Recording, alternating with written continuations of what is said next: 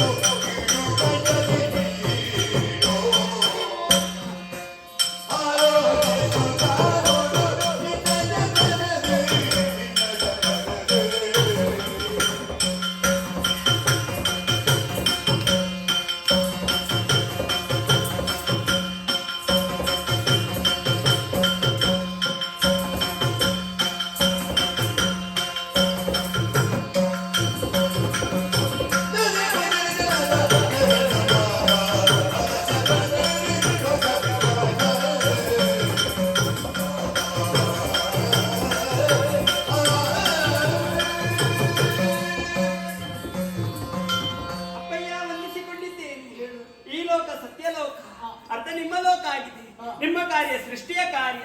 ಅದೆಷ್ಟೋ ಜೀವರಾಶಿಗಳನ್ನು ಸೃಷ್ಟಿಯನ್ನು ಮಾಡುತ್ತೀರಿ. ಅಂಡಜ, ಪಿಂಡಜ, ಯೋನಿಜ, ಉತ್ಪೀಜ, ಶ್ವೇತಜ, ಚರಾಯಿಜ, ಇಚ್ಛ, ಕ್ರಿಯೆ, ಆಕಸ್ಮಿಕ ಎನ್ನುವ ರೀತಿಯಲ್ಲಿ ಇನ್ನ ಒಂದಕ್ಕೆ 9 ಬಗೆಯಲ್ಲಿ 84 ಲಕ್ಷ ಜೀವರಾಶಿಗಳನ್ನು ಸೃಷ್ಟಿಯನ್ನು ಮಾಡುತ್ತೀರಿ. ಆ ಜೀವಿಗಳಿಗೆ ವಿದ್ಯೆಯನ್ನು, ಬುದ್ಧಿಯನ್ನು, ಉದ್ಯೋಗವನ್ನು ಹಣೆಯಲ್ಲಿ ಬರೆಯುವವರು ನೀವಾಗಿದ್ದೀರಿ.